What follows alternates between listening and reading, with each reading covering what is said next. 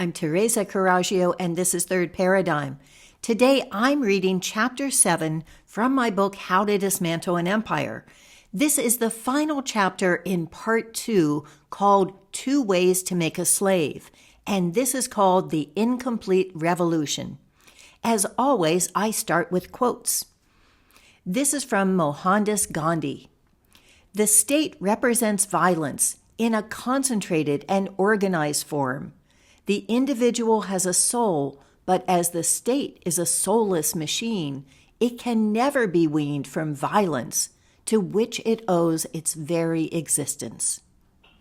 And from Malcolm X, who ever heard of a revolution where they lock arms singing, "We shall overcome"? Just tell me. You don't do that in a revolution. You don't do any singing. You're too busy swinging. It's based on land. A revolutionary wants land so he can set up his own nation, an independent nation. These Negroes aren't asking for no nation. They're trying to crawl back on the plantation. And from Doctor Who, Planet of the Oods episode, Donna said, "Ood is a great big empire built on slavery." The doctor, "It's not so different than your time." Donna, "Oi, I haven't got slaves." The doctor, "Who'd you think made your clothes?" The Incomplete Revolution. From the birth of democracy in Greece to the overthrow of kings in Britain to the revolt of colonial America to off with their heads in France, not one revolution freed the foreign slaves. Some flattened the pyramid a little at the top, turning a monarchy, monos one, archon ruler, into an oligarchy, oligos few, archaea rulers. That required consent of the elite. Others distributed the spoils of war, the slave-made commodities, a little more widely, increasing the standard of living for citizens or complicit foreigners and aggressively promoting commerce. Some forbid slavery at home or in recognizable forms like chattel or indentured. But in each case, the revolution was incomplete and never reached the colonized, occupied, or oppressed. When abolitionists ended the slave trade, imports of sugar, cotton, and tobacco increased. England abolished slavery only to replace it with colonial and corporate rule. After the San Domingo slaves freed themselves, France ensnared them again with debt for their own slave price. And African slaves, although freed by northern soldiers, became landless pawns in the strategy to bring market coercion to the South.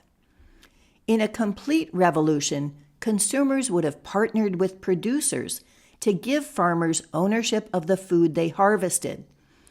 They would have invested in worker cooperatives made up of former slaves and been repaid in trade items, cutting out the masters, speculators, and middlemen.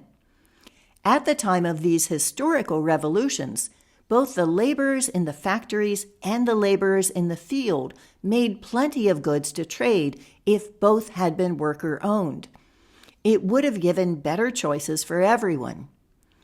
With each turn of the capitalist screw, the consumer class became more removed from slave wage producers, so that by the late 20th century, most people in the developed world no longer made anything to trade. Competition drove the cost of land up and the price of goods down, so independent tradesmen and smallholder farms could no longer afford to produce. Most importantly, the banking system withheld the medium of exchange, which was like draining the oil from a machine. Let's take a final look at how the banks brought community self-reliance to a halt. Jekyll to Hyde. The 19th century was a time of boom and bust money cycles that were manipulated by the bankers. Those wild swings culminated in the Panic of 1907. In The Web of Debt, Ellen Brown writes, "The Panic of 1907 was triggered by rumors that the Knickerbocker Bank and Trust Company of America were about to become insolvent. Later evidence pointed to the House of Morgan as the source of those rumors. The public, believing the rumors, proceeded to make them come true by staging a run on the banks. Morgan then nobly helped to avert the panic by importing $100 million worth of gold from Europe to stop the bank run. The mesmerized public came to believe that the country needed a central banking system to stop future panics. To exploit the agitation they'd created for a central bank, powerful representatives of the two banking competitors, Morgan and Rockefeller, met at Morgan's estate on his privately owned Jekyll Island. It was hosted by Rockefeller's father-in-law and Morgan's business associate, Senator Nelson Aldrich.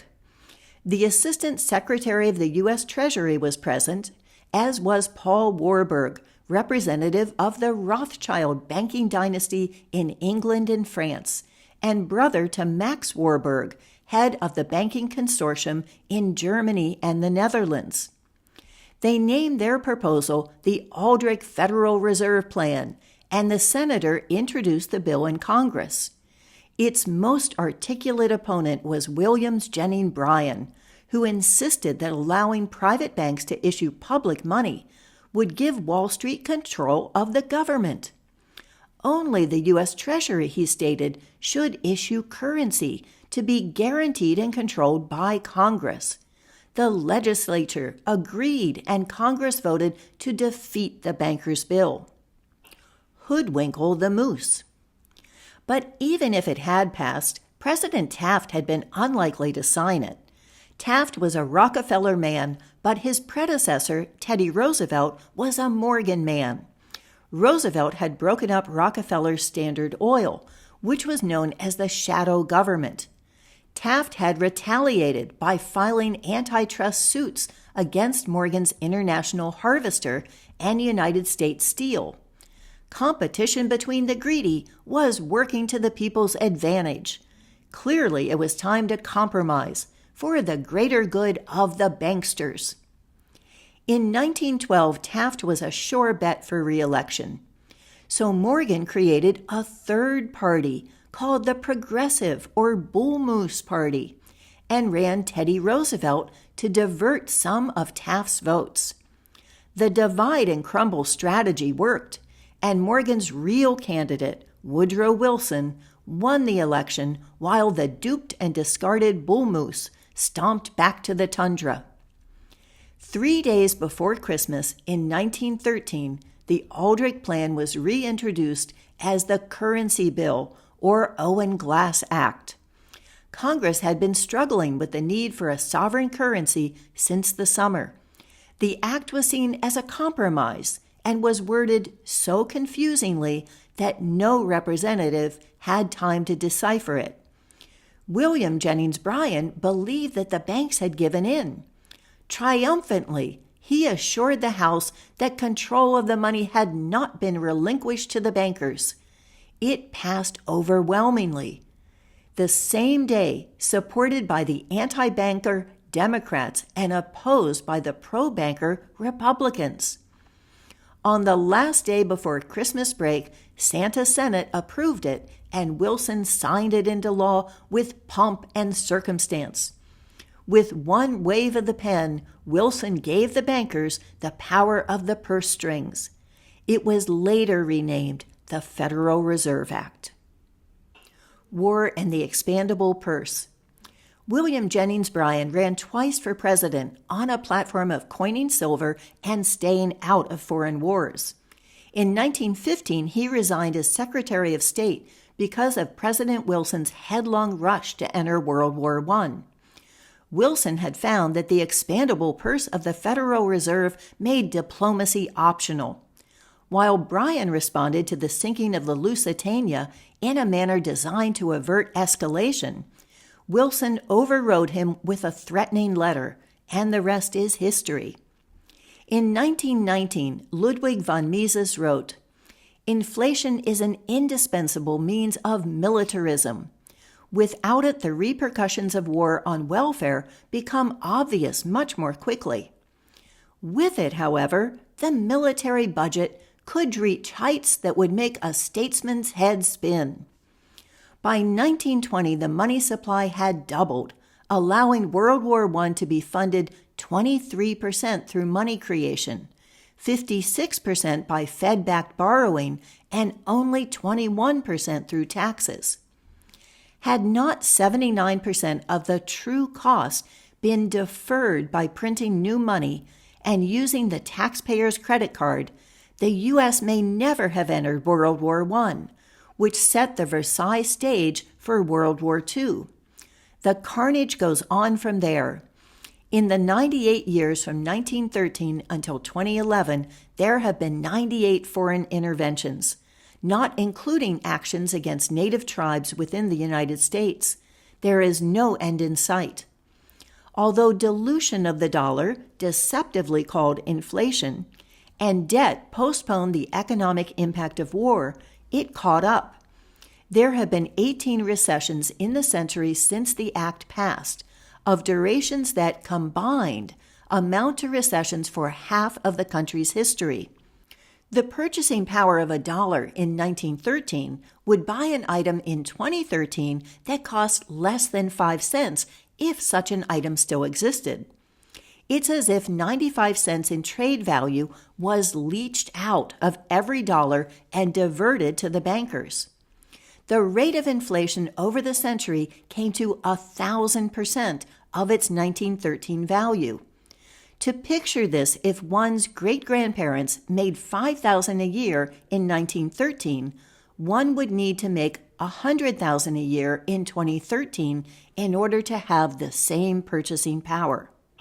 Remote control slaves. How are inflation and slavery related? Inflation increases the debt of the consumer class, but also widens the wage gap between consumers and third world producers, making it harder for either to break out of their roles. As more money is generated in an economy, it increases the capacity to take on more debt, accelerating the bidding for things that can't be outsourced to other countries, such as housing and health care. A family in 1913 that needed to make $5,000 a year could consider running a small farm or business, but not a 2013 family that needed $100,000 in order to have comparable housing, healthcare, educational opportunities, and retirement security. Instead of a single breadwinner, the modern family needs both parents working, since they are bidding against other two-income families for a house. Their health insurance is dependent on their employers. Their children graduate with debt, and their retirement is at risk in the stock market. Paying for these essentials leaves them with less disposable income, as Elizabeth Warren and her daughter Amelia Warren Tyagi document in The Two-Income Trap. And I know we all have reservations about Elizabeth Warren, but she wasn't wrong about the problem. Another book along those same lines is Not Keeping Up with Our Parents. She shows that the 2013 couple spends a smaller percentage than their grandparents on food, appliances, car, clothing, and vacations. The food and goods that they do buy are cheap, cheaply made, mass-produced, and sold at big box stores. Their access to stuff is greater than ever, but the quality of their goods and their ability to produce have both been wiped out. The result is that the citizenry of the United States produces almost none of our own food and goods, while consuming 20% of the world's production with 5% of the world's population. We produce no surplus except through immigrant labor, who might be seen as the commodity slaves at home. But there is one thing we do produce, which goes back to E.D. Morell's clues to invisible slavery abroad. We produce weapons, lots of weapons. Weapons are us. In the words of former U.S. President Jimmy Carter during his 1976 election campaign, we can't have it both ways. We can't be both the world's leading champion of peace and the world's leading supplier of arms. The global arms trade has always been a booming business, But in the decade after September 11, 2001, world military spending shot up by a whopping 50%. According to the Stockholm International Peace Institute, in 2011 it reached a cumulative $1.7 trillion, or $236 for every person in the world. This sounds so small these days, doesn't it? 15 countries accounted for 81% of the total, with the U.S. alone covering 41%. The 5 permanent members of the UN Security Council, the U.S., the U.K., Russia, China, and France, made up 60% of military spending as a whole. While the U.S. government spent $2 out of every $5 that the world devoted to militarization, U.S. weapons manufacturers raked in $4 out of every $5 that the rest of the world spent on arms. The U.S. tripled its arms sales in 2010, particularly due to a major sale to the House of Saud, the ruling family of Saudi Arabia. This brought the U.S. up from 44% of the market share to 79% under President Obama. Since then, President Trump has outdone his predecessor, and this was during the first term.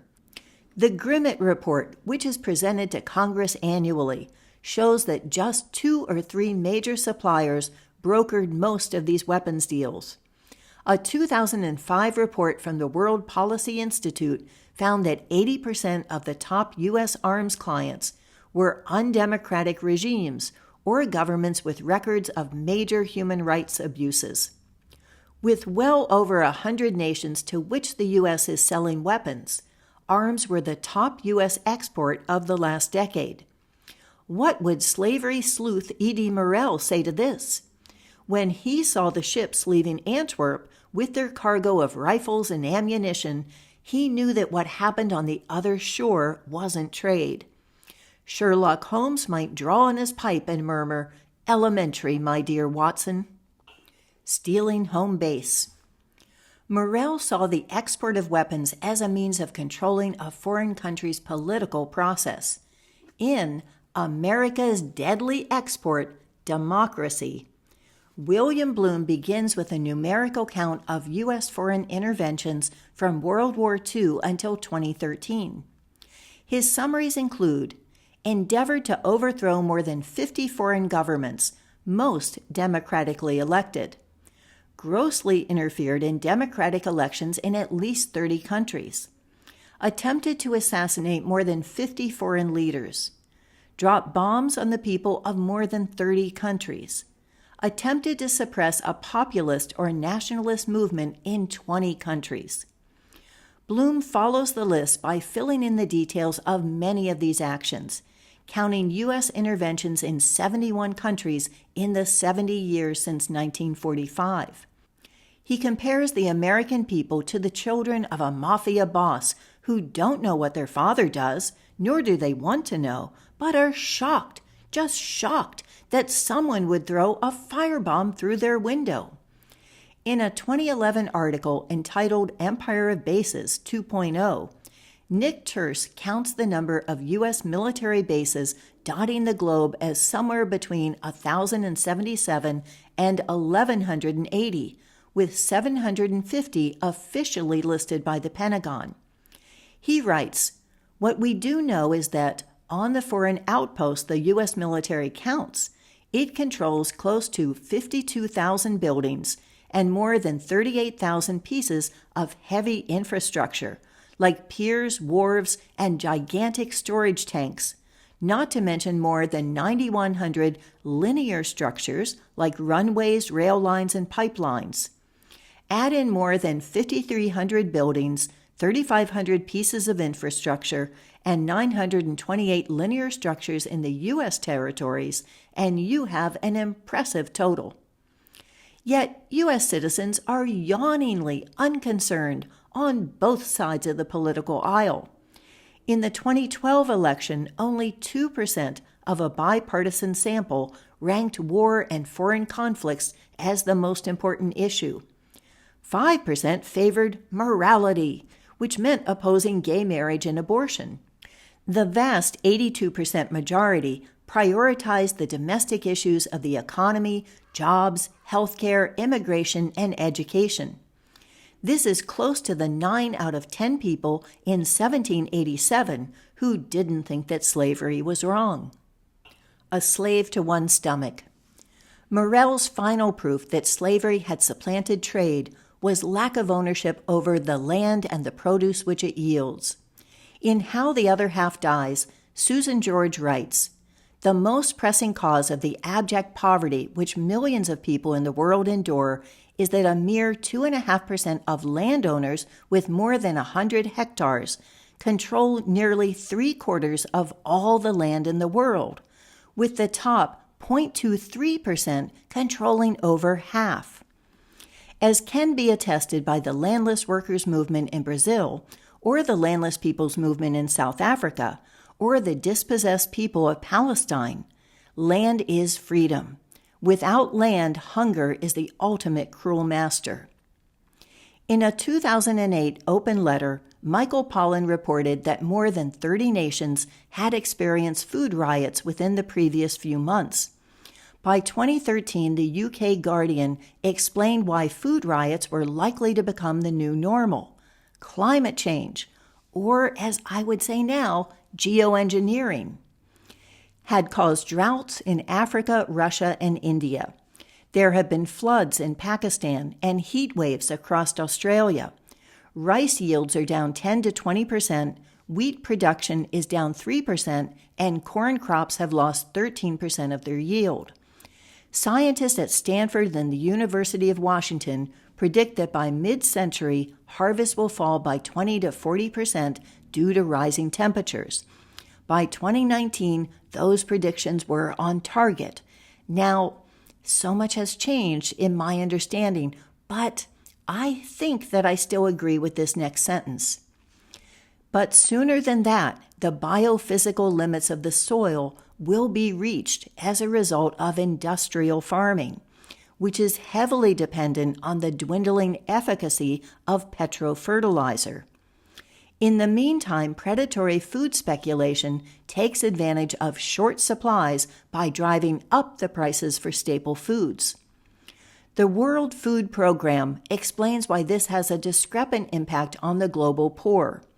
A loaf of bread in the developed world calculates 86% of its costs in advertising, packaging, transportation, and retail sales. If the cost of wheat doubles, it only affects the remaining 14%. People on the margins of the monetary system, however, would more likely buy wheat directly to make bread, and moreover might spend up to 80 to 60% of their income on food alone. If wheat doubles, all they can do is cut out costlier foods like proteins, fruits, and vegetables, or reduce their daily meals to 2 or 1 or none. The legal migration of money. The final test for commodity slavery is whether the servants would be better off without the masters. Are producers in third world countries getting a fair return or anything in return for what they make? Rather than calling countries developed versus developing, perhaps it would be more accurate to refer to consumer and producer nations. It's not just that food and goods go in one direction and money in the other. All three flow in the opposite direction of the weapons. In the documentary, The End of Poverty, economist Susan George explains, Sub-Saharan Africa, which is the poorest part of the world, is paying $25,000 every minute to northern creditors. Well, you could build a lot of schools, a lot of hospitals. You could make a lot of job creation if you were using $25,000 a minute differently from debt repayment. So there's this drain, and I think people don't understand that it is actually the South that is financing the North to the tune of $200 billion every year. Foreign credit extracts goods, resources, and the labor represented by the currency. Without the U.S. weapons sold to undemocratic regimes, the annual foreign intervention, and the over 1,000 military bases, the third world would surely be better off and certainly self-sufficient. The market manipulation of food production has left them hungrier than ever. They don't need the foreign corporations that monopolize their land. Rather than buying and selling whole people, as in chattel slavery, we now buy slave labor in our market commodities. Instead of taking the people away from their land, the market paradigm has taken the land away from the people. Yet this paradigm has also subjected us to an escalated cost of living that makes us increasingly dependent on our foreign slaves. We can no longer afford our own labor.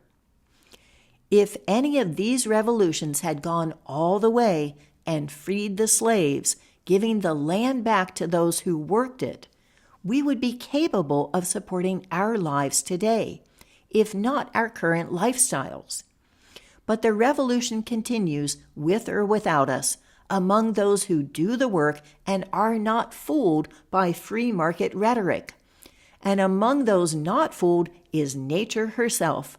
Capitalism might steal all the bases, but nature still bats last. As always, I end each chapter by outlining the paradigm shifts that have happened in it and also looking at a lexicon of terms and how I define them. And then I do questions for reflection and discussion. This chapter is sure to be controversial because I've had a lot of positions in my mind change on climate change and on fossil fuel scarcity. In the end, though, I don't think that changes my core belief, which is that people should own the land and there should be small-scale sovereignty where we control the ways that we use it, and that regenerative agriculture that uses a combination of animal husbandry and farming is better than petrochemicals. Let's look at the paradigm shift that happened, which I still stand by. Consumers revolt over distribution of money. Producers revolt over distribution of land. Without slaves who produce with no right to consume, there could be no consumers with no need to produce. The right of self-defense and defense of the land and duty even to defend others has been coming up lately in the comment thread of my Substack. So I'd like to follow up on the Gandhi and Malcolm X quotes by looking at the Bhagavad Gita and Palestine, which is about the right and duty of defending. And then this one is an early one called, Is Our Love Being Pimped for Profit? Looking at the flip side of that. Thank you for watching.